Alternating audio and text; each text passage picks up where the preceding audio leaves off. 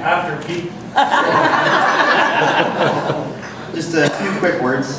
Certainly want to thank a number of people already mentioned by Tim and Terry earlier, but certainly want to thank my family for letting me come out and take part in this wonderful event. I know it's been a busy week at home for them. Roberta, Samantha, Lisa, Mary, all the volunteers, and the entire community that contributed. It couldn't have happened without your efforts and hard work, so thank you for that. For the guys, I do think we need to change the name of the event. It's more like 4 guys in a tent and a porter guy in a car. And if you're ever with Mike in a park and he says he's going for a walkabout, expect him back in about 3 hours. The park sort of expands with Mike. And finally, with Mike, if you ever get into a game of road hockey or grass hockey and he's playing goalie, make sure that Terry is nowhere near. Pete, thank you for your cooking, although if you ever have a can of Chef Boyardee in your hands again, get away. To the Sanderson family, you might not see him in the mornings because the breakfasts were great, and he's guaranteed he's coming to the Shanks household for the next couple of weeks to cook his breakfast.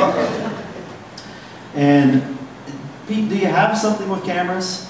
Because every night by the campfire, a quick little YouTube session turned into some motion picture extravaganza. It was Oscar-worthy.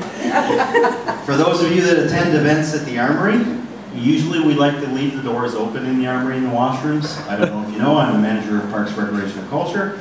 If you get to the Armory facility and the men's washroom door is closed, knock carefully before you go in. Tim might be standing in a state of undress, washing his pits and parts.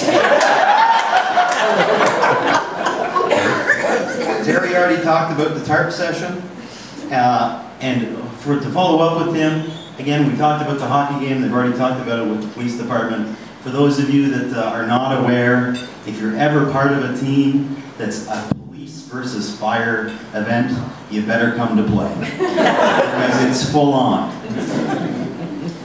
Terry, what can I say about our philosophical conversations around the fire? Again, for those of you that don't know, if you're not going to come and talk about realistic options, you might as well not even speak, because it has to be realistic. If you are sleeping in a tent with Tim, you won't be, or with Terry, probably not going to be cold, but because I don't know quite what he dreams about, but he's starting a fire with his feet.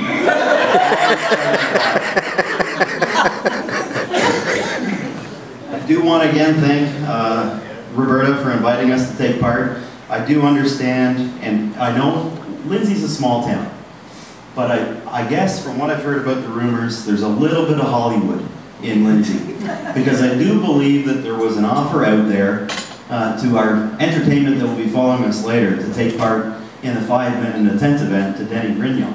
But he had a little Tom Cruise episode from what I understand, and he demanded to have his own personal tent.